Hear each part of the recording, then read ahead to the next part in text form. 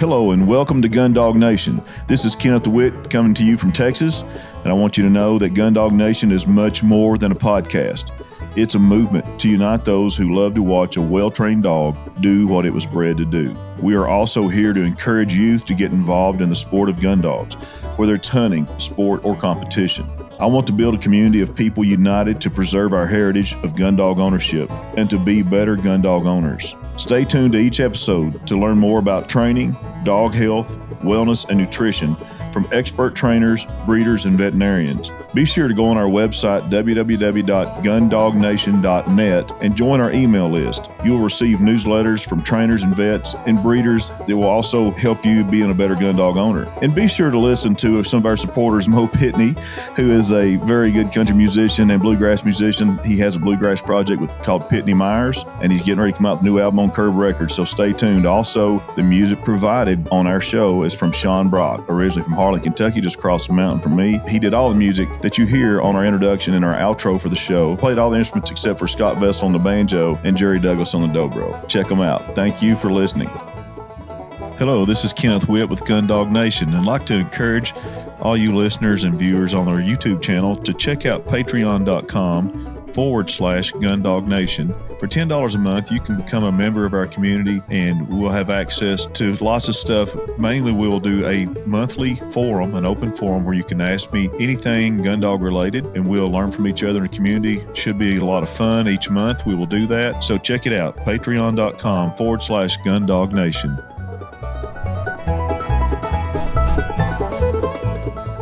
All right, welcome to Gundog Nation again. This is Kenneth Witt coming to you from Midland, Texas today. I've got a lady I've been wanting on this show for quite a while she has so many talents. It's going to be hard to really break it all down. We may have to do several episodes of this one, but I've got a very talented lady who hunts, shoots, and does it all from Georgia, Miss Anna V. Anna, please introduce yourself. Hi, Ken. I'm so excited to be on here. And I'll tell you, it's so weird being in the hot seat because I normally am the interviewer, And so it was so funny. I was like, this morning I got up and I said, oh my gosh, I better make some notes. Like, it's been so long. It is different. Yeah, it is different. So I started Anna V Outdoors back in 2016. Okay. Maybe 2017, actually. I'm trying to think. Yeah, it would have been 2017. I got a short hair in 2014. That was my first gun dog I ever got. And I picked up a shotgun right at when she was turning 2. So we were talking earlier about how I got into hunting. And I actually was running hunting tournaments before I started bird hunting. So really? Yeah, it was really crazy. But the guy that was like our family friend that was breeding short hairs, he got into running these hunting tournaments in UFTA, which is the big one down south. And so that was really what my introduction was. And so, yeah, I was the biggest hot mess. And I think back then I might have been the only female running in Georgia. So, yeah, I just kind of jumped into the deep end of the pool and realized I didn't know what I was doing, but it was a heck of a good time, and I'm going to figure this out. So I was really just a circus. I mean, Tater was she was 2 when I started. So I was traveling around with all of these old timers that have and this is your daughter, right? Yes, Tater's the youngest. JC May's the oldest. And then JC she was an early teenager back then, and she loved horses. So she kind of dabbled in shooting, but she was the cowgirl. So I would get up, 4:00 in the morning. We got to go to some place in Georgia to run Mercy on a Saturday. And it was going to be a train wreck, but it was going to be fun. So that was really my mentality. I was like, maybe I'll shoot a bird today. I don't know. But yep, I had Tater and a box of John Deere tractors and her little Ducks Unlimited seat. And we would go. And sometimes I would know all the guys at the field and sometimes I wouldn't. But when it was my turn, I just turned to those guys and was like, here's Tater, and I'll be back in 15 minutes or less. Because you get 15 minutes in your field and your time is up. So that's really how it started. It was just so crazy. And the communities that I've been in just rallied around me and said, we're going to help her out, mainly because I really needed it. And I hope that I just brought a lot of fun, you know, to the whatever event we were at. So UFTA led to Ducks Unlimited asking me to host a ladies event here in town. And so I was like, sure. I mean, I just figured I could do it because I was raised turkey hunting and rifle shooting, right? So I was like, yeah, you can shoot anything. Even though I wasn't really that good in the bird field, I just thought clays would be a little bit more controlled. It wasn't any better. But luckily, there wasn't anybody there that knew anything more than I did. So we had such a good time. I went back to my DU committee and I said, boys, y'all have to find me an instructor. Like, I need help. So they found my shooting coach. I took my first shotgun lesson in April. It was April 14th of 2016. And I was so hooked. I was, I was having like so much fun with my dog, but in my personal life, things were like falling apart. And so it was this part of time, like now that I've fast forward almost 10 years, I can look back and say, wow, I had no idea who I was. I had no idea what goals I had in life. And I didn't realize the importance of having community. And so I'd been raised in a hunting family. And so I loved it. I felt at home there. Even if I was the only female, like it didn't matter. Like I loved it. It was normal for my family. So I just really embraced it. And I was raised in that world. So it was really, it was a no-brainer too for me to have my kids there. So, you know, now I get so many questions like, how did you get your kids started? And I was like, I don't even know if I thought about that. Like we just did it. So, yeah, like it's been a bit overwhelming for me these last few weeks as I'm sitting down and working on my next few projects to go back to these times because I'm never talking about it. And so it's really fun today. I'm preparing for this. I didn't really expect to be so like overwhelmed with it, but I posted today about my dog's birthday. I'll cry. She's 11. Like, what do you do when your first bird dog turns 11? Like you start thinking gloom and doom, you know? Yeah. How is she health-wise? She acts like she's 3. She's that annoying short hair that I got as a puppy, you know, but going back to it, like I started shooting with Demas every day, 5 days a week, probably for 2.5 years. And he taught me so much. I did not know what I was signing up for. I didn't realize that by finding him, I was signing up to be a competitor. I was already a competitor. He saw all these things in me. He knew what was going to make me tick. He knew what I was going to thrive in.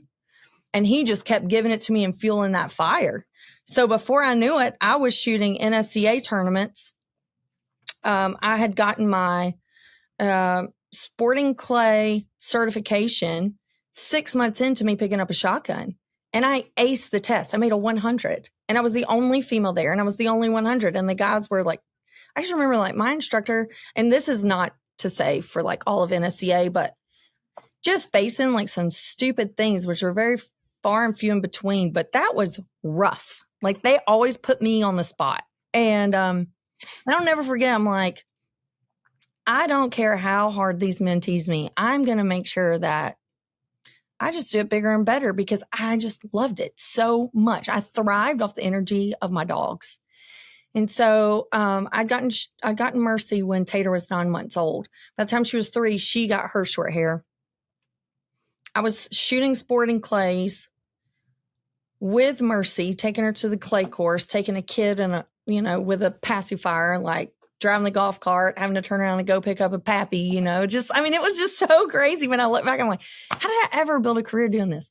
I didn't know that you could have a career in the outdoors like this. I was so oblivious to opportunity. I had tunnel vision on of just saying like, I love setting these goals and achieving these goals and seeing that I can do hard things over and over and over. That was kind of the part of life that I was in at that time. Coming out of like a survival mode mentality that women can find themselves in when they lose themselves into just life. So Demas helped me through a lot of that. And I say, golly, Jesus, I shed a lot of tears in therapy on the clay course. Like, he actually saved me a ton of money. And I won state within like 17, 18 months of my first lesson. And so, in super sporting. And I was like, I love you, Demas, but I love dogs more. And so I know I broke his heart. I still talk to him almost every single day. We still shoot together all the time. He's Tater's coach. But I did sell out to dogs, and I ran UFTA for a little bit longer. And then the industry just started opening up to me in a way that I didn't expect, and I sure didn't plan for. At that time, while I was taking my sporting clay lessons, I was actually doing some marketing for Glock.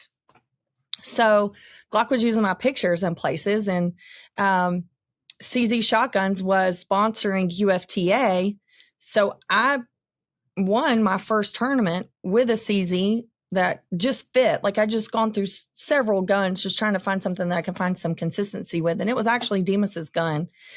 So in the cross of just finding people, you know how it is. Like, you need something, all of a sudden, you know somebody that knows somebody in the gun dog world, you know, or in the shooting world in general. So that led me to Dave Miller at CZ Shotguns. And I was like, listen, I don't know. Like, I just need this gun. And I'm telling you, I looked like the biggest redneck when I first started. Like, I would show up to the clay course with my proud, like, field vest on, blaze orange, my field shotgun, field chokes, like the whole 9 yards. And I'm shooting all the guys with their Krieghoffs, and like everything's custom and all that. And I'm like, hey, I don't care. Like, my score is fine. I'm happy. And it was so funny. Like, looking back, I don't know. Like, I just can't believe that I didn't like pay attention more, I think, to my surroundings, especially working with women now. They always want to know, what do I wear? What do I need to be prepared for? I don't know if that ever crossed my mind. I was just like, somebody opened the gate and let the cows out. You know, it was just so wild like that. So just showed up. Yeah, I really did. And so it was like, in 2 years, I was shooting for CZ. I was traveling with Purdy. I was the first ambassador that Purdy ever had in the States, which they did away with all their ambassadors during COVID. I mean, just massive things opened up. And so then I started, traveling with CZ put me on TV, which really helped build my platform. I didn't even know what that meant back then. I think the world saw me posting on Instagram all these adventures, thinking that I was an expert, when I was literally, most of the time, I was just experiencing something for the first time.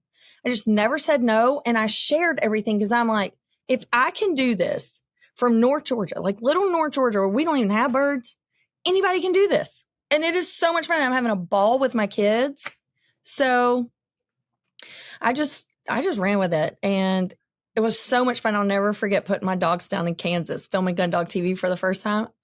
I didn't know anything about needing a GPS collar, right? Like, we don't need that where I'm at. And different world, isn't it? Oh my gosh, I was so scared I was going to lose a dog, and the storms came, and it was cold, and everything just made it worse, you know, and you're in CRP up to your eyeballs. I wasn't prepared for that either. And I was like, if I don't go home with one of these dogs, like, I'm just going to freak out. I think I thought that over and over and over every pass. It was like, when I get to the end of this pass, I need to see my dog, you know? Yeah. Because you can't hear out there. The wind blows so hard. It's not like you can just call your dog and then come and tag, okay, let's keep going. You see some movement in the grass, and you hope that's the dog, not the wind. Hello, this is Kenneth Witt with Gundog Nation. Many people quickly become frustrated and confused when training the retriever. Cornerstone Gundog Academy's online courses eliminate all the guesswork by giving you a proven training system that will help you train a dog that anyone would be proud to have in their blind. Learn where to start, what to do next, and what to do when problems arise. Visit cornerstonegundogacademy.com to learn how you can train your retriever. I have used this method myself. I have been through it a couple times with different dogs. I refer back to it lots of times when I'm trying to get dogs freshened back up for hunt test season. I highly recommend them. I have actually been a subscribed member of Cornerstone Gundog Academy since 2016, and I would suggest anyone use it. I highly recommend it. They have an app that you can get to on your phone. You can do it from your phone, your laptop. You can't get any more convenient than that. I've used it. It's proven and tried. And I know literally hundreds of people that have done the same thing that I've talked to. Visit cornerstonegundogacademy.com and learn how to train your own retriever. All right, now you're being modest, so I'm gonna ask these questions. Tell the listeners, Anna, you won a lot of, you have a lot of accolades, a lot of winnings that I can't count, I don't guess, but let's go over some of the big ones. Okay, well, hosting some events, getting thrown out there. I will say, looking back, I guess I am kind of the first female to go big in wing shooting. There's a lot of amazing clay shooters. And there wasn't as many when I first started, but over these last 10 years, there's some hot shots that are females, like endless names. But in the wing shooting world, it's just, I don't know, it's kind of been kind of slow to take off. So, and just distinguish that too for people that don't know the difference in what, like sporting clay competitions and wing shooting competitions. Actually, explain the wing shooting competitions. Well, the wing shooting competitions kind of vary. There's multiple organizations across the country that have different rules. I started in UFTA, which was about a 10-acre field, 3-bird plant, and they ran all quail at that time. I don't really know what they're doing right now. But I transitioned after making it, CZ kind of took me across the country, got me out of Georgia. And so I got exposed to so much. Like, nobody in my family was a bird hunter. They were all deer hunters and turkey hunters. And so I had that exposure and I wanted to do everything. I loved it. I loved my dog. I loved running my dog. And of course, I was already addicted to being a hardcore shooter. And I was shooting like 250 rounds 5-6 days a week. So I was in training mode, per se. So I found some tournaments out there, running into some guys that I had ran UFTA with in South Dakota, not realizing that we were all going to be at the same event. So in Huron, South Dakota, there's this, what's it called? Pheasant. Just slipped my mind. Anyways, there's this huge tournament. It's been going on for 30, 40 years. Teams of 6. And these events happen all over because I've done Sharp Tail Shootout in Nebraska, the same kind of setup. So you bring your team to one location and it's an actual event. Local ranchers, I would say within a 2-hour radius, will donate their ranch. You have a guide that's familiar with the land. You'll have your judge. And there's different rules of how many dogs you can use, all these things. So I got invited by the people that run this event through Pheasant Fest to come and be like the female host because they were really trying to get more women involved. So I was like, yeah, this will be a ball. So they just threw me on a team with a bunch of strangers again. So I just showed up. And at that time, I was only running short hairs. So honestly, I was kind of snobby about it. I was actually really snobby about it. I had to hashtag short hair snob. And even though Ducks Unlimited guys had pretty much like, they're all my local DU committee here in Gainesville, Georgia, is completely responsible for launching this entire career.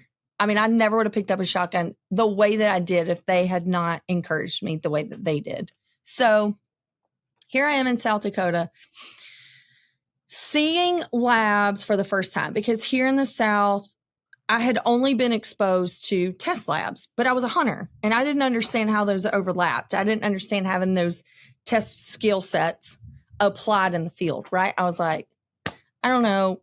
I just didn't get it. Get to South Dakota, and the day before the event started, some of the guys up there were like, we're going to take you wild bird hunting. I was like, yes, this is going to be so fun. So I just remember getting caught with a dog getting birdie, and I was stuck on one side of a creek and I had to get my way over there.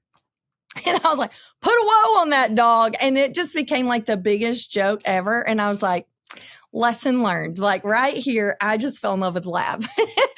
And through that, I got invited to host an event in Wisconsin just a few weeks later to have some ladies come and do a pheasant hunt over there. And I get to Wisconsin, not prepared for the weather, and a blizzard comes. So the event doesn't happen. I get stuck force fetching dogs for like 6 days I can't drive in this. So I'm just stuck, right? I'm like, okay, well, there's worse places to be snowed in at, I guess. So at this time, I had stopped running UFTA because I had started traveling and doing a lot of clinics for women, just sporting clay clinics. Really, at the time, it was just clay shooting.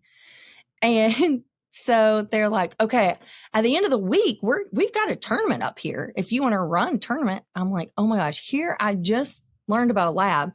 I've never watched a flush and field. I've only ran pointers, but I came up here to shoot something. So I ain't going home until I get this done. And so I just said, yeah, I'm in. And I was like, oh my gosh, what did I say? Like, this is for real, for real. And at that time, I was kind of in that, I'd say yes. And then I'd be like, what did I do? Right. I don't know what I'm doing. And I just remember saying, okay, here it is. I don't know. It could have been -2, -5, 30-mile-an-hour winds. I'm not prepared. Like, I'm not acclimated to any of this. And I've never ran a dog, but this trainer was like, this dog just won BDC Worlds in October. You need a runner. Like, I'm pretty sure this dog's going to be running me, right? Yeah. And so I was like, okay. So I sat and watched the field all day. I was like, okay, I think I got this figured out. Like, main thing is a flusher runs a lot quicker than a pointer because they're not going to wait on me. So like, how do I just make sure that I keep this dog in range? And I'd been shooting every day, so I felt super confident even in the weather. I just went for it. And it was so funny. Oh my gosh, Ken. I showed up here, right, with my quail bag on. So I just got these little pockets for little birds. And we're running, I don't remember, I think it was a 4-bird plant, could have been 5, chucker. So it was like double the size of the bird, double the amount of birds, pretty much. And so I had a hoodie on and a Carhartt vest and like jeans and as many socks as I could fit in my boots and my Filson chaps. I mean, that was like all I had. Oh my gosh. And I remember I had leather gloves too. Like, we all wear leather gloves down here, right? I mean, I was just so completely not prepared. And I'll never forget hitting that gate bird. And I was like, this is on. Like, me and this dog. I never met this dog except for this first, like the week that I just spent with her. Never ran her in the field. I was like, we speak the same language. And I don't know how to explain that to people. They've never ran a dog. But there is something about it when you literally just can think something in your head and that dog is on the same path and you just go. Like, it is the most thrilling thing I've ever experienced in my life. So our name was Winnie. She's no longer with us these days, but I got to that last bird and it was like a 40-yard just whipping around and I dropped it and she got really far from me to retrieve that. And she'd never been ran by a female before. So the others were up really close and we got to there and I just hollered like, come on, girl, just laid on the whistle. Like, get over here, because every second counts. I didn't know how much time had passed. It seemed like I was out there and it was slow-mo, But I remember she gave me a little trouble coming back, cost us a few seconds. But I ended up taking second that first time that I ran. And I was hooked. I was hooked on labs. I was hooked on this game again. And that trainer didn't know that I could do that. And I, at the time, didn't know that I could do that because when I was running UFTA, like, I had not had shooting lessons. I wasn't skilled in running my dog. Like, those things happen over time. You can coach me over video about how to do this, but until you get in there and you get that timing right and you read dogs better, like, it just takes time to fall together. So yes. That's pretty much what I experienced that day. And I was like, I'm doing this for the rest of my life. And so they were like, okay, well, we've got all these dogs that the only title they don't have is ladies. Can you go do that? I was like, yes, I can. So that was in December. Come the following March, I was running nationals. I won nationals with Winnie. I placed 4th with another dog. So that's when I said, okay, I'm going to start doing both. And so I was running pointers and flushers. And going back and forth between Georgia and Wisconsin. And I sold out to it. And it was the coolest thing that I don't know how I ever got away with it, but I took Tater out of school. COVID hit. We did homeschool. We traveled. We ran the BDC. We literally lived like a frat house. And it was like, you know how it is? Like you get all the dog trainers together. Everybody gets their dogs together and you get a lot done. So that's really what it was like. And I loved COVID so much. Like it gave me such a life and the best memories I could have ever asked for with Taterbug. So we were shooting grouse and running dogs and AKC in the summer and BDC through the season. And that was a circuit all through the Midwest. So you run your tournament, you hunt wild birds till you get to the next tournament. So I was picking up client dogs and like I never really said, okay, now I'm going to be a dog trainer. But when COVID hit and things changed, we just had to pivot. And I was like, I got the support system. I'm going to do it. And yeah, so that's kind of how it all happened. So yeah, I did end up bringing in some amazing titles and I keep all my trophies out. But I think the biggest thing through all of it is all the things that I conquered that I didn't know that I could do. I was traveling the country by myself, homeschooling a kid, trailer full of dogs. At that time, I could haul 10 to 14 dogs. And I learned to drive in the snow and I learned to read the weather and make sure that, hopefully that the weatherman was right and I was beating storms. And, you just figure it out. I figured out shooting. I figured out my ammo pairs. I figured out I can do hard things. I don't always have to have all the answers. So I didn't take a lot of time to stop and self-reflect. When you're in competition mode, as soon as one thing ends, whatever little Midwest town you're in, you go to the local bar, you eat some chicken wings. The next morning, it's all about the next goal. Like you don't have time off to just soak it in. So it got to be where I built my string of dogs and I was like, okay, I think I'm going to start breeding. And I was going to just come back home and build my kennel and just duplicate what I had been taught to do. Like, I'd been in this mentorship program kind of thing and I'd racked up all the titles and I went out probably as good as I ever could. I mean, worlds of maybe 2021 or 2021, I think was the last one.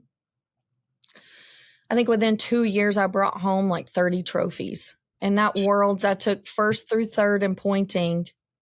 No, first through third in flushing and first and third in pointing. And I went out with that first dog and ammo was so scarce, right? So that was at the end of COVID. We couldn't get ammo. And I remembered calling boss and I was like, y'all, I'm going to Worlds and I have no ammo. Like I really need some help. And they sent me, God, they saved me is what they did.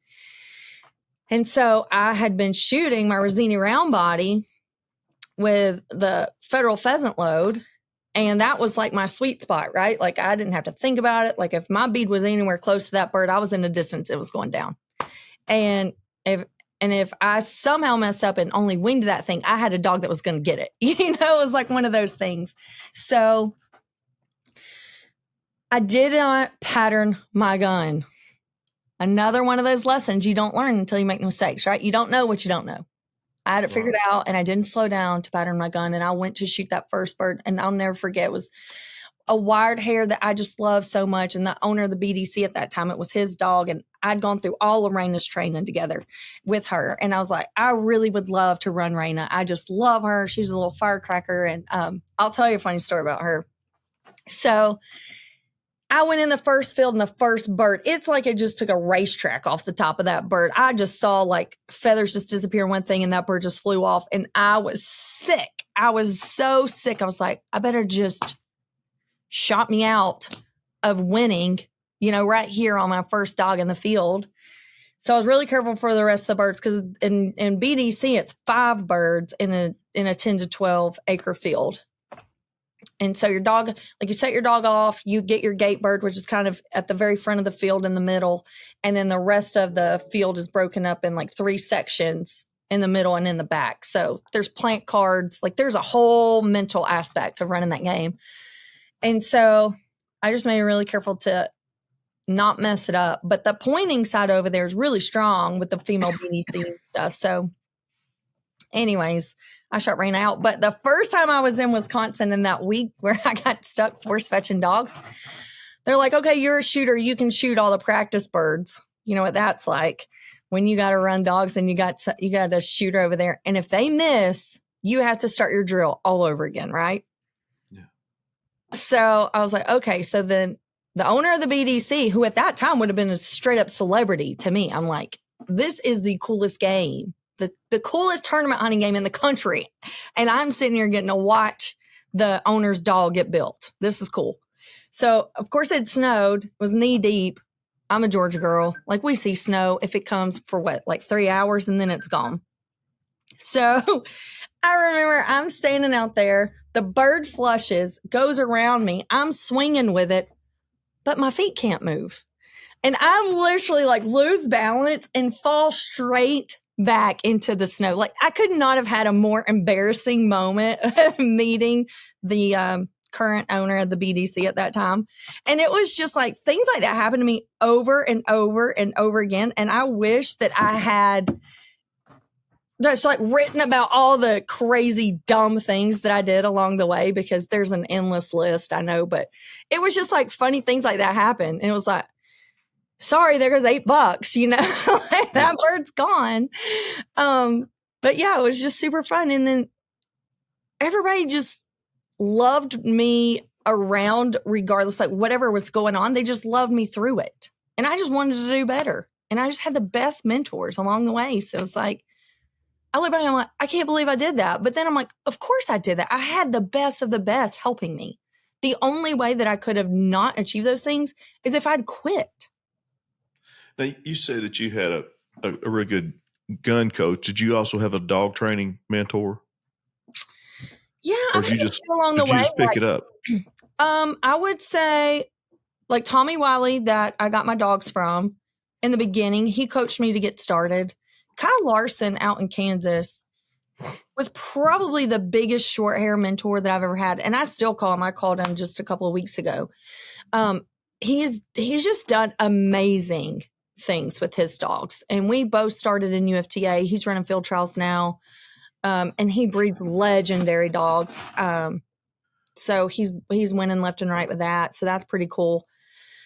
I would say the pointing people that were in my life, and this is going to blow your mind, was I didn't get to spend any time with Delmar Smith in the field, but Rick and Ronnie and Susanna, I don't know if Rick just felt pity on me or what, but maybe we just laughed a lot. But I watched their videos all the time. I would say when Tater started watching videos to go to bed, you know, around 1.5 to 4 years old, she went to bed every single night watching their training videos. And we got to go out there and spend time with Ryan and Susanna in Oklahoma. We've been out there multiple times, and Rick's put her on stage so many times at Pheasant Fest. And I was so green right when I first started. I did not realize that Delmar Smith is like the godfather of pointing dog training. Yes. And I say that on here a lot. He wrote the Bible for bird dog trainers in the 70s. And I'm like, oh my gosh, I've been doing this for 12 months maybe, and I just spread my wings, and that's where I landed. And so I was just so gifted in that I didn't know. I didn't know what I didn't know. And they just took me under their wing and they taught me. And so I learned right the first time. Yeah. And that was what was so important. And that really did elevate my success. I told women that all the time. I was like, anybody can do what I did. I always said yes. And I ended up finding the right people. Now that I can look back and see that, I'm doing that with my lab world. I'm like, how do I duplicate exactly what I did? And I had a really good start, but you know, going through and running the BDC, I was like, at the end of the day, it's a lot of money, and it was very expensive to enter those tournaments. And there wasn't women that were putting in as much time and effort as I was at that time. And one day, like at Worlds, I didn't know that was going to be my last tournament. But when I ended that last day and we all got awards, I was like, I think this chapter just closed. And it was like, what am I bringing to the industry now? Like, what am I bringing to this organization? Because if people don't feel like they have a chance to win, if people getting started that can only do it as a hobby, especially for females, they're not going to take time away from their family. They're not going to take family funds to invest in a hobby that's not going to have a return. And I just was like, yeah, I don't know. Like something feels like I just need to change directions again. Like it's time for another pivot. I really didn't even know what that was at the time. I ended up joining another TV show and filming for another 3 years. So it worked out because there I had not been able to spend a lot of time waterfowl hunting, but I'd fell in love with the lab. And so it's just crazy to look back and say, wow, like when I felt in my heart like this season was over, a massive door of opportunity always opened, even though sometimes I didn't seek it out. Yeah. You know, so it was just like, I just know I changed my entire life to be with the bird dogs. And this world is so vast and I haven't found anything that I haven't enjoyed doing. So I'm just going to do it all. I mean, that's really like been my attitude about it. I love it. And, you know, so running the bird dog world in the tournament hunting, it's a really small group of people. And then I was fighting too, was like, who am I? What am I going to do with this next season? What am I going to do with the knowledge I've been given? How do I give back the way that I've been given? And so I was like, okay, we came out of COVID. I can get back to women. And so I wanted to start doing this thing called WOW, Women of Wingshooting. And I was like, okay, I've traveled around the country a gazillion times and I've always been the only female in camp, unless I was hosting other women. So how do I, number one, reach women where they are? And number two, how do I help them build confidence, not only to get into the field, but to have just confidence in everyday life? Because that's what picking up a shotgun did for me. Yes. Was like, okay, so I kind of disappeared this last year. It was one of those things where looking back, I can see how this was a calling instead of a career. Right? And I can just briefly tell you, my dad in January 1st, 1984, got shot in the head with a 30-06 right here on a Sunday morning. He was called to preach and he was sitting in the deer stand instead of in church. And everything about his recovery was biblical. It was just a phenomenal story. And we're going to put together a podcast called Devotions with Dad. And we're going to tell this whole story in detail about all these things and what it's meant to us as a family. And so when I went through my hardship in life and I didn't know what I was going to do next, God literally threw me in the outdoors. You want to talk about a sense of humor, right? So my dad had put the outdoors before God, and I literally was able to find myself. Like God gave me that gift. And so I told the girls when we first started, I was like, okay, I don't really know what this means. I don't know what we're going to do, but we're just going to have to show people the love of Jesus through bird dogs, whatever that means. And so I was like, okay, this is what we're going to do. And it's been really fun. I can't say that I've treated my career like a ministry. I didn't even know that I was building a career at the time. I was really just finding myself. And so I think God was teaching me lessons of what we're able to do in life when we have faith and we find our purpose work. And so I took this last year and I just got really quiet. I was like, okay, I'm going to spend this time with Tater, get her to her next level, right? Like she started shooting SCTP. Like I told you, she ended up state champion her first year as a rookie, and she got to spend this first season. And tell everybody how old she was when she won the state champion. She's 11. The rookies are all fifth grade. Somebody's got to win. Yeah, somebody's got to win. Crazy. But I wanted her to have memories with her dog. When you get your dog at 3 years old, by the time that you're old enough to have independence in the field with a short hair, and I didn't know that too at the time, if I'd known that, I might have started her off with a lab because I feel like that would have provided her more independence in the beginning. They're just a little bit easier, I think, to run at a young age. But like I told you, Tater was 5, Dolly was 3, no collar, running UFTA nationals in the field, like in the youth. And Dolly was perfect. She would not do that for me, but she will do that for her, So Yeah. I don't know. It's just been the biggest experience. So now looking back, I'm like, okay, I'm devoting everything to my podcast. I want to share other people's stories. I hope that, and you do the same thing. Like, I know you have the same heart for your podcast. It's like, we just want to share people's stories because number one, it motivates us. It keeps us going. But number two, we hope that somebody else relates to that story and says, hey, I want to go build my own family legacy. I want to make this my own story. I want to see what my family can do. And I want to be able to spend this much time with people. Because when you're bird dogging, you're with people. You're not with devices. I never know where my phone is, especially when we were training. Like you don't keep up with your phone. No. And so I was like, I have loved this and I want to share it in a way that motivates other people to go build their own story. So that's what I'm doing now. I think it's so important. I did a podcast with a guy in Ireland who's won the nationals over there with the Spaniels and Cockers. And he's been in it for a long time. I don't know if the podcast is going to work out. We had a really horrible connection. But anyway, in the interview, we were just talking about, because, I'm like you, and I want youth to get involved. I don't want this sport to die. Right. And we're having fewer and fewer hunters. Mm-hmm. Fewer and fewer youth are getting involved. And we were talking about youth involvement in the field trials in England and Ireland and Scotland. And it's really went down because it's got more expensive. These young people can't afford to do some of the, to run dogs. And it's just, we just got to find a way. So I'm actually going to have an episode on here. We're going to record it probably next week with a very big guy in the coon dog world. And look, those guys make money. We got to figure out how to do that on our side. Okay, so my first dog was a red bone hound named Honeybell. Oh wow, I love a red bone. I did too, and then I got to hunt bears once with the hounds, and I said, I thought that I loved bird dogs, but I really just love a gun dog, any kind of gun dog. Me too, and Gundog magazine. I'm talking with Kelly Palmer. It's traditionally for upland dogs, right? But to me, my podcast, I have coon dog guys on here. I've had a mountain lion hound guy on here, but that episode also got destroyed.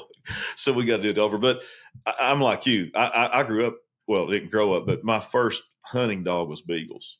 Okay. And I ran rabbits in eastern Kentucky, southeast Kentucky. Oh my gosh. Yeah. That's like a dream life.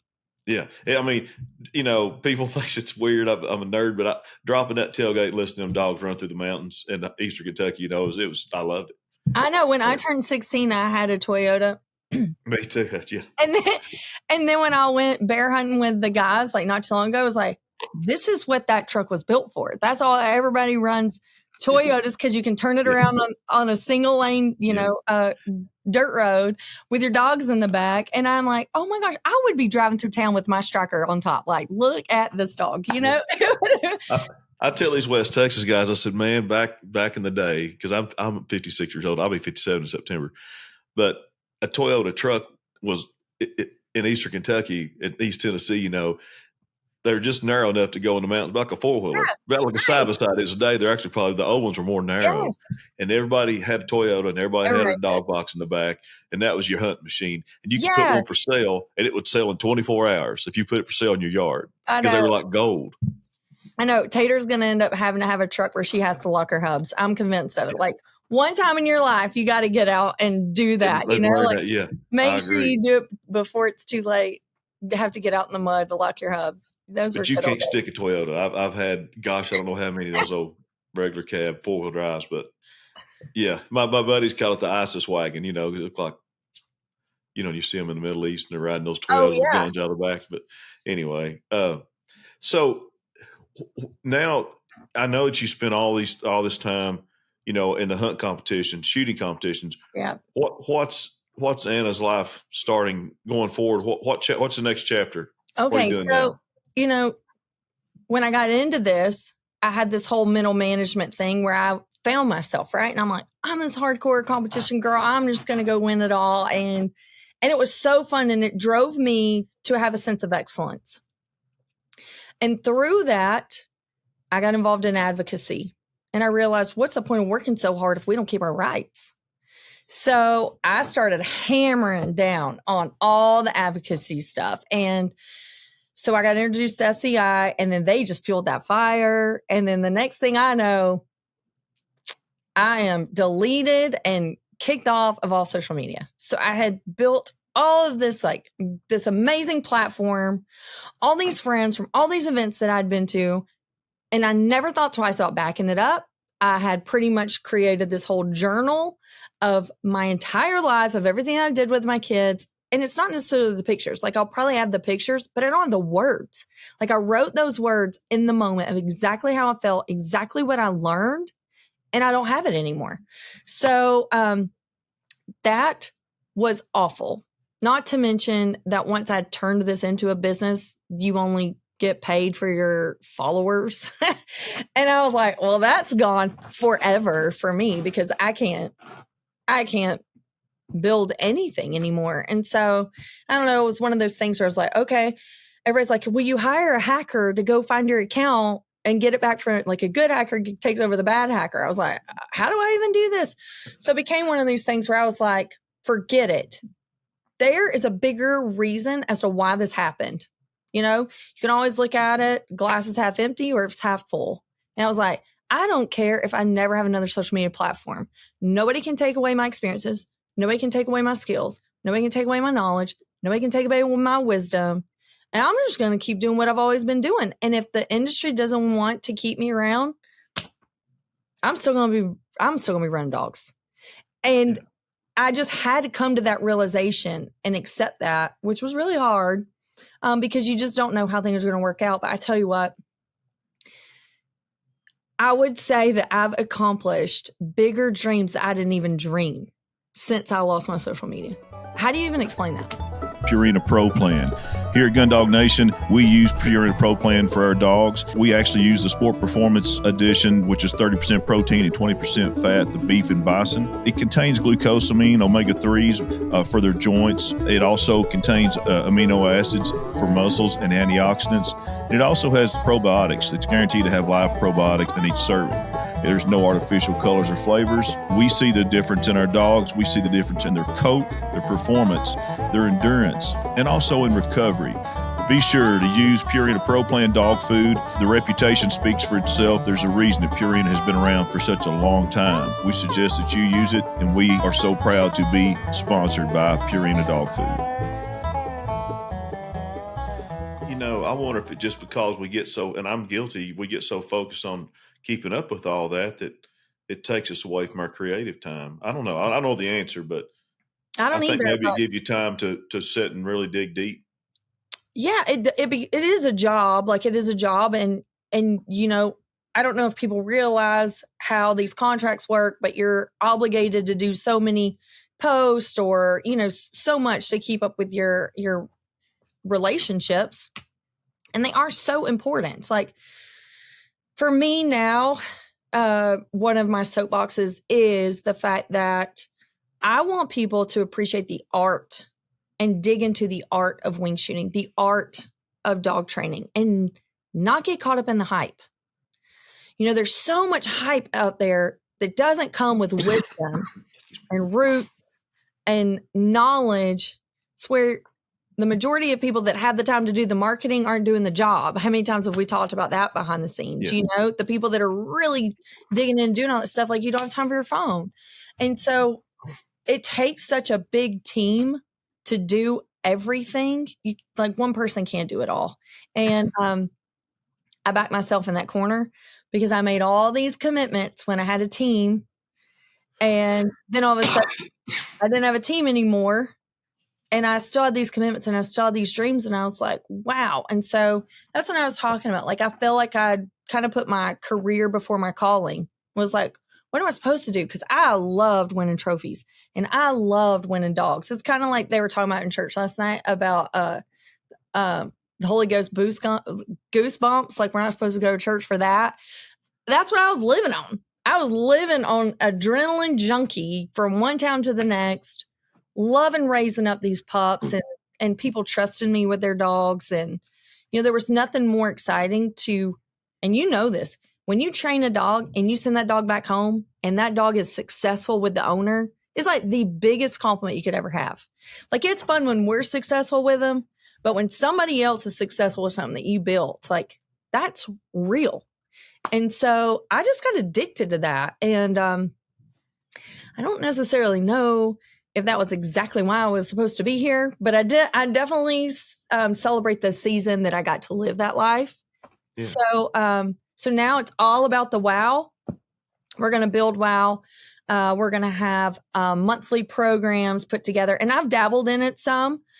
I've had some really great partners start out with me, and just like the corporate world goes, not everybody seems to stay in a position, in those companies. And so if they leave, sometimes the programs that they're associated with leaves too. So it took some time to go build a team to do this all on my own, but that's what we're doing. And so we have a Facebook group. People, if there's females out there, or if you have a female in mind that you would like to get involved with women in wingshooting, you can always reach out to me at AnnaVOutdoors.com. You can email me directly there, or at AnnaVOutdoors_.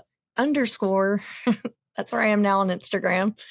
And hopefully you can find me there. And so, I just want to cheer girls on, and it's really fun. I have a daughter that's about to be 23. And then there's a group of girls that are about that same age that are just breaking out in the industry, whether they're rock star clay shooters. I've got a Halise shooter now that I just took under my wing. And then I've got another one that is up in Virginia that's running a hunting lodge. And it's just so cool to see there are girls out there. They want to be classy. They want to live with excellence. They want to embrace this industry and do it the right way. And they want to build legacy. And I just can't get away from that word. So now I've just got all these girls, and I just cheer them on, and they keep me feeling young, and I never want to quit. I love it. I had 2 episodes back, I had 2 girls from Kentucky. I listened to it this morning. Yeah. And I didn't know that some of them have followed me. I was like, I got to follow these girls back. And there's another one that didn't get to make it on the show that I know her family, because I'm from the area too. But they, it was a great story. I mean, they had no hunting background, absolutely zero. Mm-hmm. And now they're obsessed, and I love it. I mean, I do love it. What kills me, maybe you can rub off I have 4 kids, 2 boys, 2 girls, and I've said this on several shows, so people's probably tired of hearing it, but my youngest son hunts, my oldest son hunted, and he doesn't hunt anymore. He did some, and my youngest daughter's, God love her, is an animal lover. She won't kill a bug. I mean, literally will not step on a spot. And she's like Ellie Mae. She's got all kinds of critters, and then my oldest daughter would hunt, but she's, she works, has 2 kids, married, and, but anyway, it's busy. So I love to hear youth getting involved. I've tried to, trying to get my kids as much as I could. At least they like dogs. So right. But anyway, yeah, and I wish that JC May, she hunts everything. Like, she's super proud of her big buck she got last year, and she's in the turkey woods every year and stuff. But I'll tell you, so the president set in our family is my grandmother shot her last buck at 84. In Georgia, SC, I hosted a hunt for her, and I've told the story a lot. It was just so awesome, to see my grandmother out there. She needed no help. She dropped it right in its tracks, and she's That's cool. I've never heard of anyone that, a lady that old at that age killing hunting. I love that. That's amazing. Yep, she is a little rock star, and her health has declined significantly since then. But that was just a few years back, and at the time, I didn't know it would be our last hunt. We thought it could be, but I thought maybe we could sneak in one last turkey season, set up a blind, and it'd be really easy to put her in there. But it just got to where she just had too many good days and bad days, and it was just too much. So unfortunately, she's probably not going to make it back out to the deer stand, but it was fun. For me, that was the last time I sat. Nope, that was not the last time. We took Tater to Texas last year so she could shoot a deer. That kid, you ask her, what do you want to do this season? Everything. So she kills me. we were scheduled to go turkey hunting. We got up we're going up to the mountains in North Georgia, and we get out of the truck, get everything set, get our chairs on us, everything up. We're going to go up on the mountain. Pours rain. I mean, like flooding. Not your first time experience, you know? So we're like, we're going to try again tomorrow. Maybe. I said maybe. So she goes to school. We go through carpool to pick this kid up. Maybe we'll go. Like we were going to pick her up, figure it out. We had plenty of time before sunset to figure out if we were going to go or not. The kid is standing in full camo in carpool line. Like she had packed her camo in the bag. The 5th grader. You would think that she might be kind of embarrassed about it. Oh, heck no. She was like, we're going. We are going. And she called up her own bird this year. She shot the Rob Roberts setup. So she had an SB3 12 gauge with a Rob Roberts choke, Rob Roberts federal ammo, the whole 9 yards. She loves him. And she just scratched her little turkey right up and took it out. And we're like, holy smokes, this is going to be a very expensive child. Yeah. She's got good taste in her firearms. Yes. So yeah. Oh yeah, she does. So and she's the one that plays music too. You were telling me. Yep, she plays guitar, and we're taking her to Nashville. I can't wait. Is it public that you're going there? Yeah. Well, actually, yeah, I think so. Not everybody knows, but my family knows. You know, my brothers are there. My mom has a house in Nashville, but she moved back to Kentucky. But yeah, I'll be there. I will be in Nashville probably by September. I got to put my ranch on the market, and that's what's going to take some time. So I've got a lot of HRC stuff. I'll have an HRC buddy because Clark up and moved to Missouri. So yeah. So I'm gonna get an HRC and everything out there. I've got a couple friends. I guess it's Middle Tennessee. Yep. I don't know if they're AKC and HRC both. I know they're AKC. Well, I'm going to stay in the HRC world. I want to stay in the hunting world. I want to get my girls running. So one dream thing I'll tell you that happened, you just never know what's going to happen. I get up every single day expecting to be wowed. I do it every day. I'm like, what's going to happen today? Because it's going to be amazing. And I learned this lesson the hard way because I was down and out. I was like, okay, I got these big, big dreams. I'm down to just me, no social media platform. Even if I built something, how do I tell people I have it? It's like, what am I doing here? How do I share this news? Because even if I'd partnered with some people, like repartnered with them, the majority of their followers are men. And I love the guys. Like if it hadn't have been for strange men and conservation organizations, I would not be where I am today, right? They just took me under their wing. Nobody judged me. They just loved me through the chaos. And so it was like, but how do I reach the women? And how do I say, like, this is for you? And we're going to teach you, like, nobody knows anything when they get started. And half the time, the people that are out there still don't know. We're all just winging it, to some degree. Yeah. Like, you just learn from experience. And it's okay to accept you don't know what you don't know. It's okay. And so I was like, I just want to share this message. So I was like, how am I going to do it? How am I going to do it? And it just weighed on me and weighed on me. And I kid you not, it was like 3 days before Christmas Eve. I could not believe it.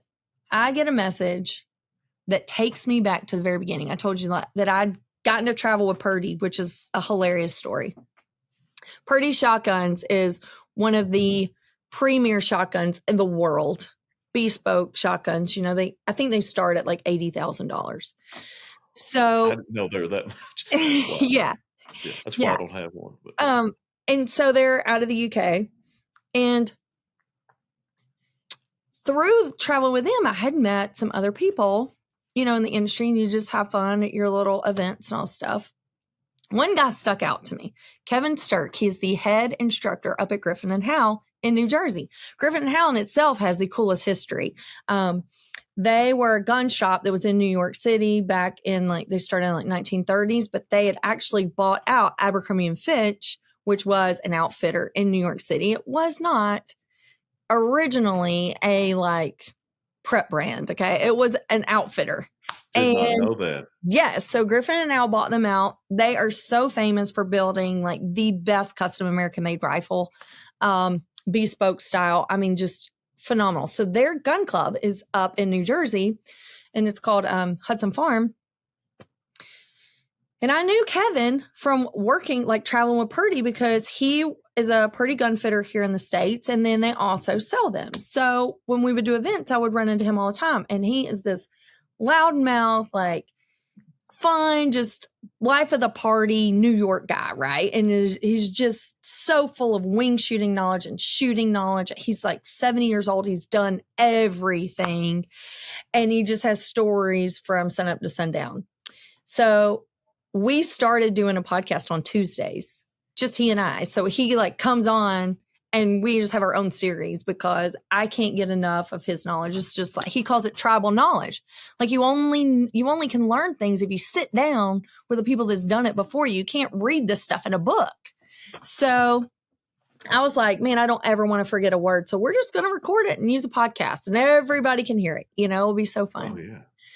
So, but before that happened, I'm in bed watching the show, and it was like 9:00 at night. And I get this random message on social media, and it was from Griffin and Howell. And they're like, would you be interested in helping us revamp our women's program? I just started crying. I was like, oh my gosh, this is what my heart has said I need to do. I've sat here for 6 months spinning my wheels. Like, how is this going to work? And here's somebody that needs what I have to offer, and I need what they have to offer. It is like a perfect match. I love these people. I have loved them from the beginning of my career. And you want to talk about having a spirit of excellence. Like, it doesn't get any better than what they have to offer. And not just their firearms, but their training and their experience just being on site there. It was everything that I could have ever aspired to be.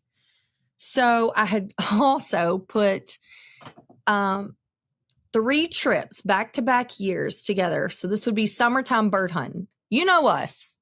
We don't have an off season, right? Like, if there's a downtime here in the States, we go find something else to fill it. So I don't really know what inspired me to want to go to Africa, because I'm not a big game hunter, even here in the States. But I was like, I think this would be the coolest experience. And I met a guy at SCI convention, Tim Van Heerden, and he has K-Roo Wingshooting. And we just hit it off. We just like became fast buddies. And so I was like, let's do this. I want to host a hunt over there. Let's do the entire world record book. Let's see how long it takes us. Let's build trips. And this is going to be kind of hardcore hunting, because you got to hunt one space, day travel, get to another region. Like, we're going to take it out. Within 3 years, we have it. So starts next summer. And I was like, oh my gosh, people are going to think I'm crazy. It's like, let's go to South Africa and shoot all the birds. And how am I going to talk people into going there? I want to go there. I think it would be super cool. Now, when you move into the big game world, people go there all the time. But if you're not going to Argentina or Canada, wing shooters, typically, like, you're not really finding people that are traveling to places like that. Right. You know? And so I was like, I'm probably never going to find just a female group either to go to South Africa. Like, people are probably going to want to take their significant others. So now it's couples trip to South Africa. We have limited spacing, you know. But besides that, I'm doing 2 trips to Honey Break a year for hunting. So we've got an upcoming dove and teal hunt coming up in September, at the end of September. And then we've got a duck hunt in December that we do. We started that one last year. And then in the off season, we'll do something super fun there, because Drew and Jared and them, they've got it all going on over at Honey Break, with from Halise to sporting clays to the dogs to conservation, gators and deer. I mean, they got it. It's really cool there. And then some other quail places. We go to Prairie Wildlife. We're going to Almost Heaven Plantation. I'm working with Clark. We're putting together a goose hunt. So we want to do things where people can get involved with their dogs too. And so Griffin and Howell's got a kennel that they're starting. They built a brand new facility. There's bird hunting there. Yeah, like, I'm like, I don't know. I don't have enough weeks to do all the things that I want to do. Now, these trips, they're organized trips for ladies, right? Mm-hmm. Some of them are ladies and some of them are couples. Do you have openings? Yeah, I put them on my website. Okay. You can find them at Tell people how to find that again. AnnaVOutdoors.com. Okay. Yep. And you can message me directly and I'll just help you through it all. I'm working with a guy right now too. So we're going to add driven shoots in Europe. We're going to go where all the good dogs are and all the good food is. That's where we're going to go. Okay. That. Okay. So I talk about this word legacy and excellence because that's what we want. That's what we wanted. Well, back when I had clients, that's what I wanted to give my clients, right? That's the life that you want to live with your dogs. We don't want to cheat our dogs of anything. They've been born with this potential. They're a gift to us. And we need to make sure that they reach it, and they just have this best life. So I met this guy, Mr. Pat. I did a podcast with him just a couple of weeks ago. And I'm going to look up his business name. Pat Gregory Decoys. Okay, so I thought that I was the snob of legacy and stuff. I get on this podcast with Mr. Pat. Now, mind you, I just met him on Facebook. I saw his post and I was like, this is the coolest dude. So I started digging in with him. I think he said he was in his 60s. His great grandfather started making decoys in 1890. He was also like a minor league baseball player. I mean, it's all on the podcast. It's just like the coolest history.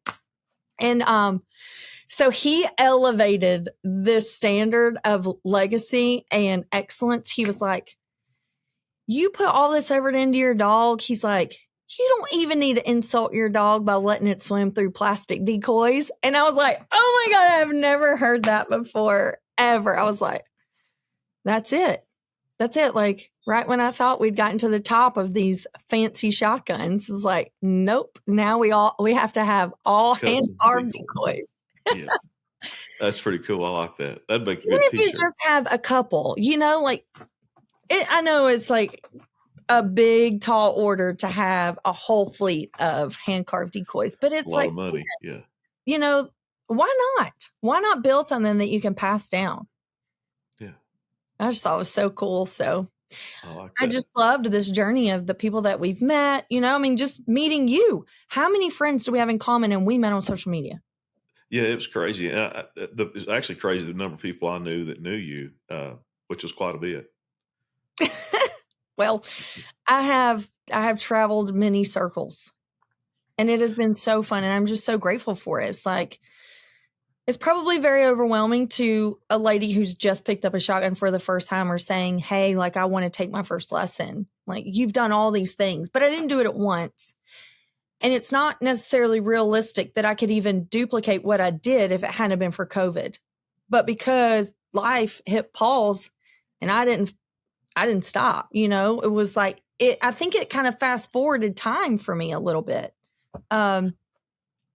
What would be your best piece of advice to a female of any age that's maybe considering getting into the sport?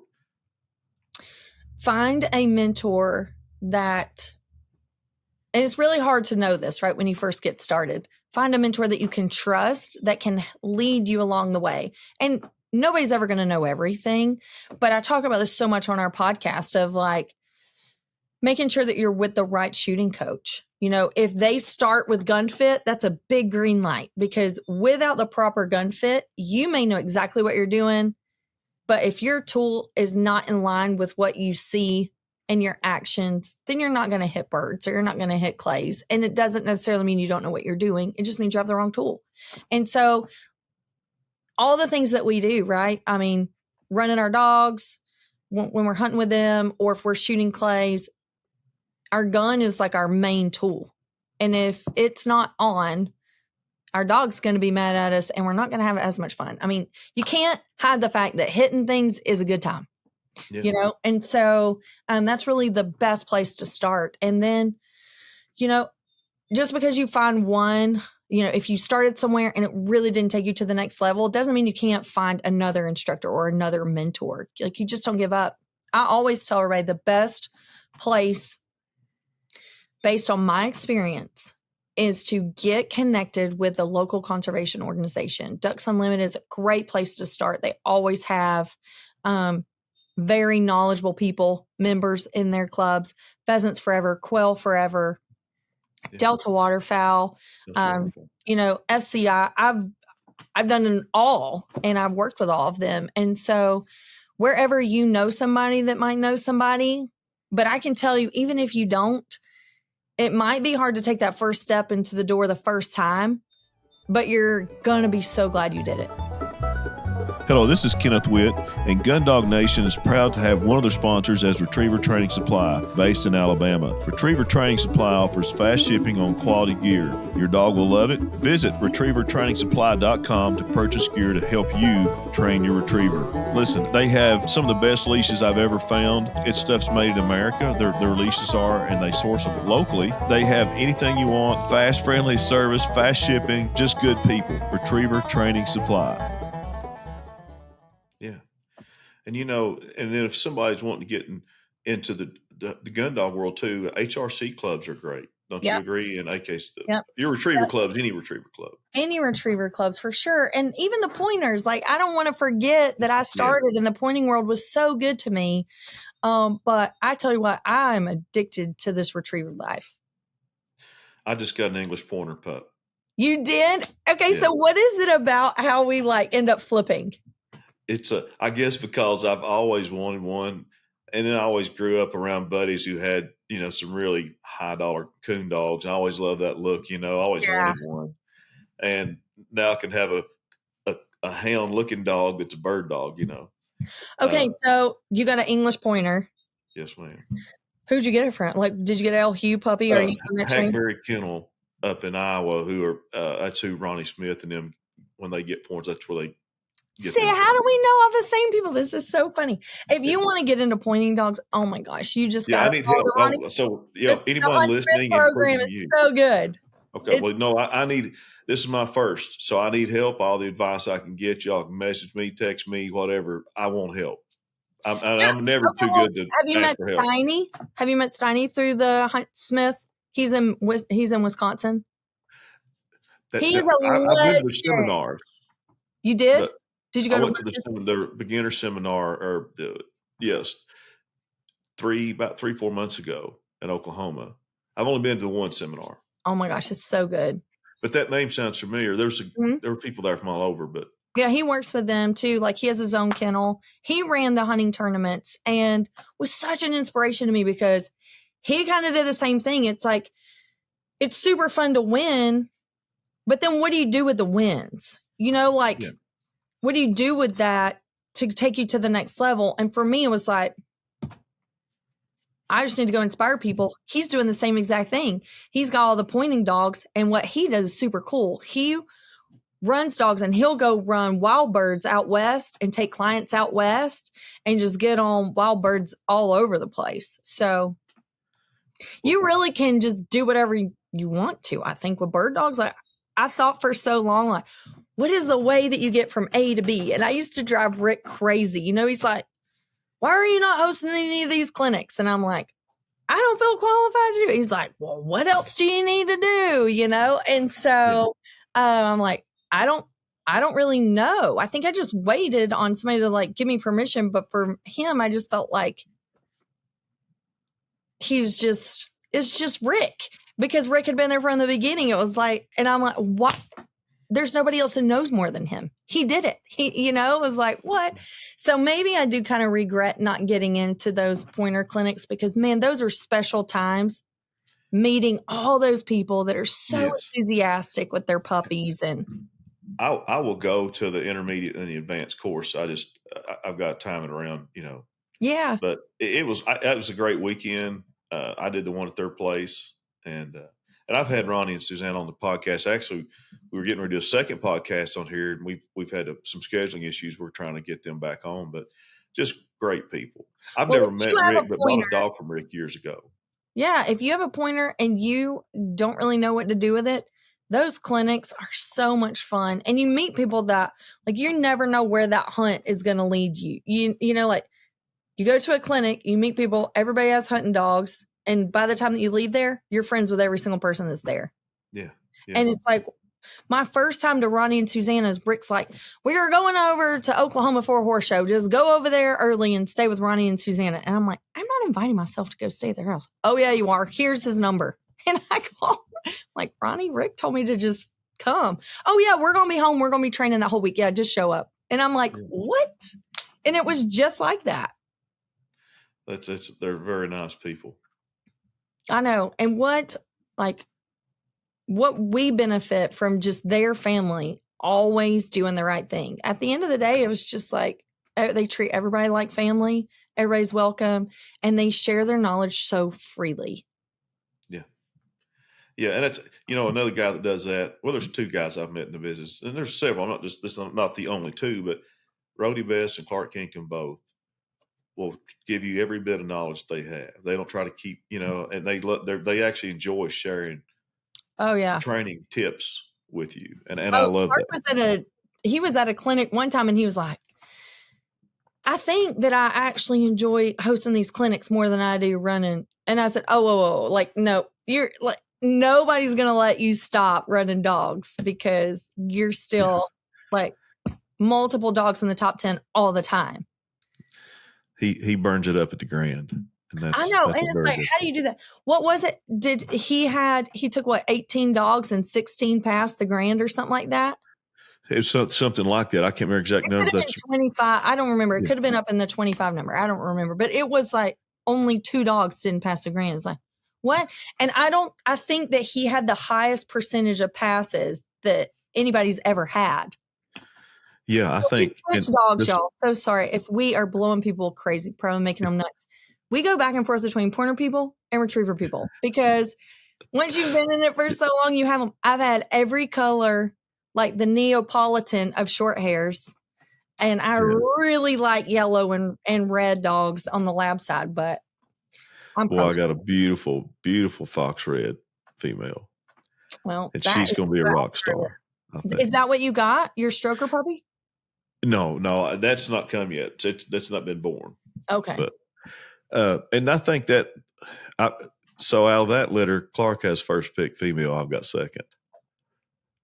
So we'll see what happens. And you don't ever know. No. You don't ever know.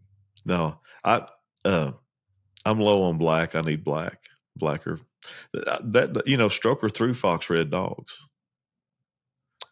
I did know that. Yeah. Yeah. I've seen one. When I was up there, when he called you, I was up there with him, and he was running one. Yeah, I was harassing him to get our goose hunt schedule set. And so it was so funny because I was literally giving down the road like, dude, my schedule is stacking up and this is my priority and I'm waiting on you. But he was waiting to get his HRC and SRS schedule done so that he would know when he could get away. And so instead of him just like popping back at me, put me in my place, he threw me under the bus to you. And he was like, well, he's waiting on you to get on the podcast. And I was like, what? What is he doing over there with you? It was so funny. Yeah. No, I wonder what that makes me now. You explain the rest of the story. Now I know why. Yeah, he loved being able to use you to put me back in my place because I was giving him heck for slacking on his schedule. That worked out. He's slick. He's a smart guy. This is so fun. And I'm thrilled that Texas, we go to Texas all the time, but with you being in Nashville, I know we've talked about like, how can we work together and how can we do things together? It's so much more fun when you've got a crew. Yeah. And honestly, I let a buddy of mine who's a competitive shooter give me some lessons the other day. I'm ex-military, but shotgun doesn't come natural for me. I can shoot a rifle with anybody. Right. I mean, I'm not, don't get me wrong. I'm not like Mr.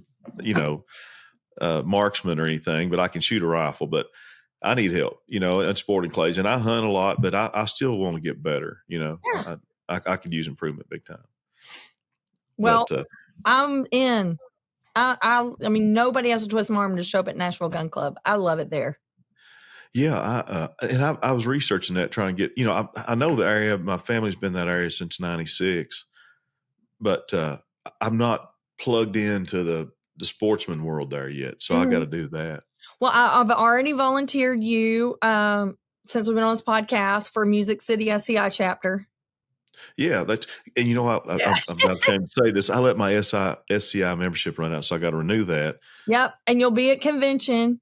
Okay. We can take our dogs to convention. We're going to be like, the Wingshooting presence is just doubling every single year since they came to Nashville. Good. We're just going to parade in there with our labs. I'm ready. Yeah. Yeah. Actually, the reason I haven't completely moved yet, because I've got to build dog kennels at my house. And the house is there. It's already a house, but so that I can't move from the ranch with my dogs until I have, even though I've had the house now for 3 months, I can't move into it till I get my dogs ready. That's right. So. That's right. That would be so hard for me to leave here, because originally when I was going to do just dogs, and I didn't realize like some things would change, which all those details will come out in the Devotions with Dad podcast. I have a kennel where I could put like 50 dogs, and it's so beautiful. And there's ponds just right out here, but this place feels temporary. It's like the city just keeps getting closer and closer. Like when we came here, it felt like we were far enough out, and now I don't feel like we're far enough out, so we're just going to keep going north. But yeah, it's perfect training grounds. Clark's been here and trained here, and showed me what to do with the land, So yeah, it's been awesome. And I'm just looking forward to it. I'm supposed to be getting my homework so I'll tell you what happened. So I got littles because when I ran Winnie, I told you the story of me running Winnie the first time. Her daughter, Ackley, was sitting in the kennel that week that I was force fetching dogs. And I'm like, I never loved a lab, but I love this one. And I don't know why she's in the kennel, but when I'm at this place, she ain't in the kennel, right? Like, I'm just going to have her with me. Well, she had been like one of those dogs. Like, she's a working dog. So that's where she had lived. And oh my gosh, they wouldn't let me bring her back to Georgia my first time there. But when I tell you, like, I took ownership of her, I totally did. And so Ackley's first littles came out of it. And I didn't think I could ever love a dog more than the one, like the first one, And so I was like, well, I need a project dog. I've got to learn to train a lab. I've got to go through the whole thing. So I'm going to get littles. Her name was supposed to have been Dixie, but she was really tiny. And so the nickname kind of stuck. I realized that she came to that a lot quicker than her real name because I used it too much. So that's how I ended up getting littles. And I titled Ackley her mom and her dad and her grandma. And so I just loved this line of dogs, and I ran other relatives of her per se and done really well with them too. So she was just the easiest thing. I mean, easy. That was the other thing. And I know it's all in genetics. And not that it can't be that way in the pointer world, but I ended up with tournament hunt dogs with big, big motors, and they are firecrackers. And so when this came and I was like, I could have 10 of these dogs for the headache of one of those, it kind of changed my mentality, Yeah. And so I don't know if I will always have a pointer because I still have 2 short hairs and I have this lab. I went down from like 8 dogs to 3. That was life-changing. Holy moly. But Littles and I did all of her training. Her first tournament was 2 weeks after her first birthday. And we took second. And I was so excited. And I was like, I did this. Like, one of those things, is like, I don't care that I didn't win first. Like, we got on the boards. And this was the first dog I took from the ground up in the Flushing world. And so I was like, okay, if we're not going to run tournaments anymore, we're going to get into HRC, because you get this conscience about your dogs. It's like, I can't take their life away. Yeah, she lives a posh life. She's been eating watermelon today. She's been sleeping on the couch, all the things, but she's built to run. Yeah. And so I was like, okay, I'm going to go learn the new game.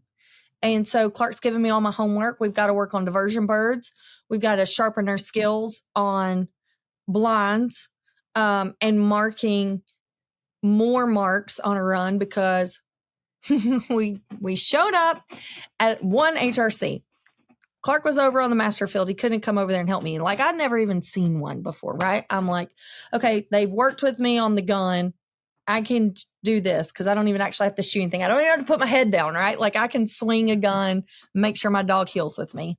Because don't forget, like my game, I had to shoot and run a dog. So I'm slowing everything down when it comes to HRC. I don't have to hit a bird, and I don't even have to move. I sit in my chair or I stand in my spot, right? So it changes, it simplifies things.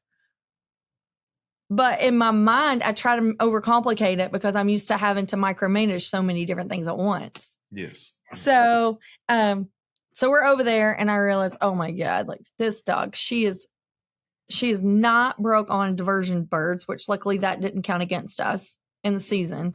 But yeah, our first 2 runs, I had the sweetest ladies in line with me, and Bree that works with Blaine Tarnacki here in Georgia, she was there with me most of the time, running her Boykins. So it was super nice. So I wasn't like completely alone, but I didn't have like a mentor per se there with me my first one. But we came home with 2 passes. I was like checking in. They said, well, would you like to be here the whole weekend? I was like, let's take this one day at a time, and we ran land.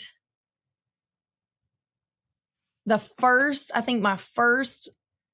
part of the first morning was on land, and she smoked it. I mean, she's a hunter, so I'm like, as long as I get her in the wind in the right direction, that dog's going to bail me out. And I know that about her. So it was awesome. I was like, okay, well, how can she screw up on water? She screwed up on the diversion bird, but we stayed in the game. And so I could not wait to go back to check in and say, sign us up for tomorrow.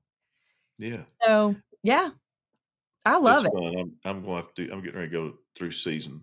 When hunt test season starts back, I did the junior and the started both this year. How fun is this? Like tailgating. I told Clark, it is. I'm turning this into horse show world. Like I'm going to get logoed everything, and I thought that's what it was when I first started. I thought you got your trainer, like Clark will have 26 dogs on his trailer. I thought all the clients showed up and like watch their dog, but that's not really the way that it is. There's some people that bring their own dog and run their own dog. And then there's some that are just pros or whatever. But in this world, everybody can win. In the world that I came from, there's only one winner, and so it was really nice to have that kind of camaraderie on a level that I haven't experienced before. And you really just fall in love with the dogs. Like you just cheer these dogs on, especially when you're running with the same people, test after test after test. You get invested in these dogs' journeys. So yeah, I've loved it for a whole nother reason. And, it's just the thing. You never know it all. And there's so many experiences, you could run HRC for forever and still have a blast. But I'm glad I've kind of gotten to do a little bit here and there, but I'll probably run HRC. I'll tell you the other big thing is the identity crisis was number one, like I'm not a shooter over there. Right. And that's what I was, so I'm still wing shooting and I get to teach that. I get to teach like the art of it and the history of it. And why we're still doing it is just amazing. The lifestyle of it is so great. The etiquette of it. But the dog etiquette, I just love that. I love talking about the dog etiquette and, taking your dog to places and how to prepare them. I'll tell you, we've got all these mounts in our house. We have a rhino, like a shoulder mount in the living room stuff. And Little's freaks out. We've had birds in our house her whole life. We start putting big game mounts in here and she acts like a scaredy cat. And so like there's just things that you don't think about happening, It's like, well, now I've got to retrain her. She's 5 years old. She should know this. She should know this, all the lodges she's been in and stuff. But I don't know. There's just little tidbits all the time that I think about sharing. Now, is your daughter doing hunt test also? She will. Yeah, she can handle it. I have to be careful what I let her do because now she's at the age she'll just take it from me.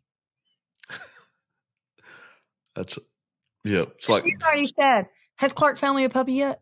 I'm like, okay, let's think. You're going into 6th grade. You're going to leave me with a dog. If we find you a dog now, it's going to take a couple of years to get it ready. She's going to borrow mine until hers is ready. I see where this is going. She's already got it planned. You go pick a dog that you can adopt off Clark's trailer, but she's done that before too. There's a guy in Alabama. Gosh, I wish I could think of his name. You probably know him. Dark black hair, drives a silver pickup. Anyways, he runs the Hunt Test World too. And we were running and she was doing rock star stuff with Ackley. And he was like, hey, why don't you come run this dog off of my trailer? And I mean, we just met him. So she gets a pass. And of course, like everybody watches, so she's coming back, everybody's clapping. They're like, dude, I bet she got a better score than you would have or whatever, And they're just coming back and she's like this little kid. It was so funny. I'm like, gosh, I hope that wasn't one of his client dogs. Like, we don't know, but it was just fun. Like everybody rallies around the kids. That's not easy to do. Kid involved. I mean, it's even adults get nervous, including myself. So that's not easy to do. People are watching. Yeah. I don't know. Like she's just always done it. She's always been there. She got thrown in there she was 4 years old, mic'd up, training with her little Wonder Lead on a stage with like 200 people at Pheasant Fest with Rick. Oh. And Rick's like, me and Tater will be at the Purina booth later if y'all want to ask questions about the training program. She watched it every day. She could regurgitate the words and she had an idea of how to implement it. But of course, like she wasn't a perfection at it, Yeah. But she pretty much trained her own dog in the field with me. So they can do it. The kids can do it. Like it is doable. When you have it laid out, like you don't have to go figure out how to do it. You just follow a system, right? So today we do this and we're going to do it until she's mastered it. And when she does it right, the first time, like 10 times in a row, we'll move on to the next one. Yeah. Impressive.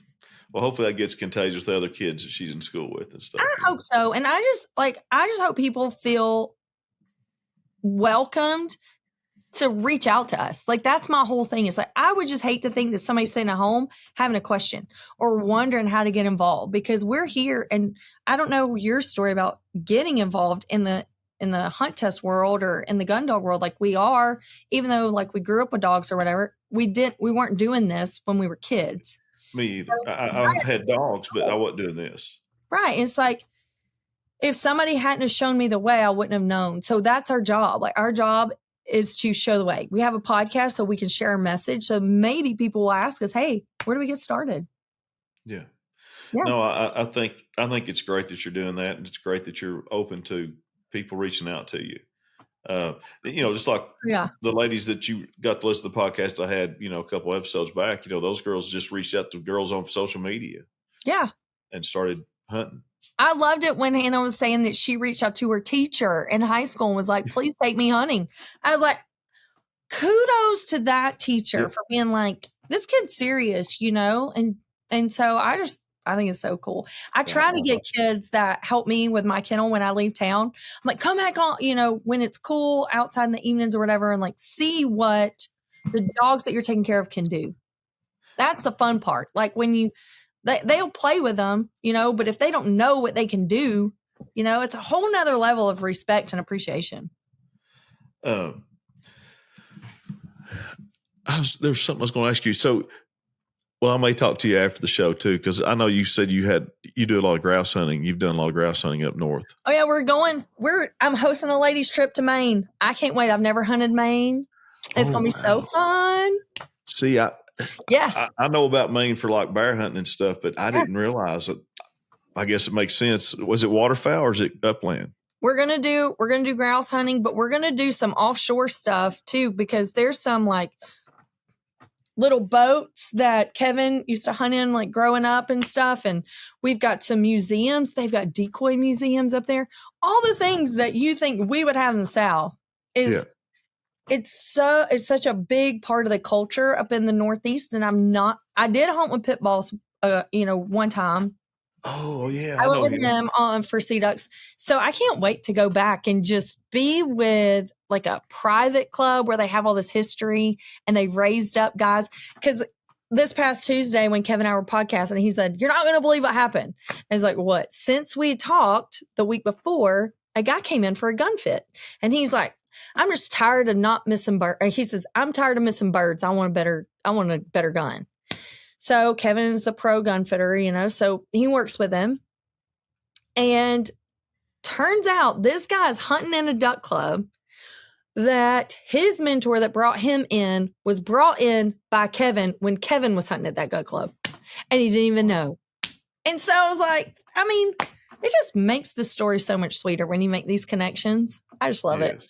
Yeah. I want to do a hunt with pit boss too. I talked to him. So I bought one of his decoys. Just thought it's so cool of those sea ducks, but I'm dying to go. Yeah. So I've never done anything like that. It was freezing cold, raining. I'm in like big Avery clothes, right? Big hooded jacket. He's over there in flip flops and shorts. Gee. I'm not even joking.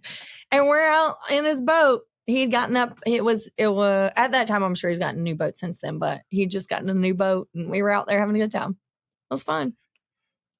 Did you get in? So fun. Yeah, we got ducks. It was very slow. The weather was not in our favor, but it's part of it. Nice. I won't try it. Ken, this has been a blast. Hey, it has. We'll have to do it again. Maybe after your daughter has some success in the hunt test world this year, we'll have to get her on too. Oh yeah. Well, when you get settled in Nashville, you'll have to come down and run dogs with us here. We'll bounce back and forth because she takes us up there. Yeah. No, I'll be. It's gonna. You know, I love Texas. I've been here 13 years, but it's gonna be nice to get back close to home, close to my kids and stuff.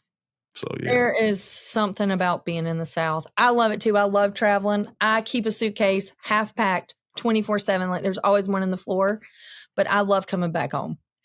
Yeah, it's something. I mean, if I ever lived anywhere else again, it would definitely be back here in Texas. But my kids are there, so it's tough. It's going to be a tough. And I'm leaving my ranch is going to be hard. I mean, I do love it. So, but you got friends. You can always visit. That's right. I hunted Texas dove for the first time last year in right outside Midland. I was in Midland for a fundraiser, and but it was hot, wasn't it? It was, but gosh, it was so much fun. Yeah, it was blast. You know, I didn't. That's another thing. I grew up. You know, I squirrel hunting and all that stuff in high school, but we didn't dove hunt in Eastern Kentucky. I don't know that anybody does that where we live because we're in the mountains. But here, it's like a national holiday, opening day of dove season. I mean, people don't work, you know, it's, and I thought I didn't get it till I went and did it. And then I got hooked. I was like, oh, okay, I get it. You know what I mean? Like they park the cooler out here, the truck's right here. There's a turtle box on the hood of the truck and everybody's got chairs. And I mean, it's like, for us, it would be like Panama City, but we're hunting. It's like tailgating with a shotgun, you know. It was crazy. Yeah. It was so much fun. Yeah. And we had great birds too. So, yeah, if you get, out here, especially in the desert, if there's water, they're coming. That's where we were. We were out by the water. Yeah. You'll see, you'll limit out. That shouldn't be a problem. All right. Well, I look forward to doing fun things ahead. I look forward to meeting your dog, especially your fox red one. Yep. She's pretty. Well, hey, Anna, thank you so much for taking time. And this week, we'll definitely have to do this again. Sounds good. All right. Thank you. When you're getting ready to go on your next hunting trip, make sure you pack the most efficient and reliable ammunition on the market. Migra Ammunition brings you the most diverse loads on the market. Migra's patented stacked load technology is the epitome of efficiency. 2 shot sizes stacked together to create the most diverse and efficient line of shot shells in the industry. It doesn't matter what flyway, what state, or what the weather, the standard remains the same. At Migra, reliable loads that perform in any condition every single time. We're proud to have Migra Ammunition as a sponsor for Gundog Nation.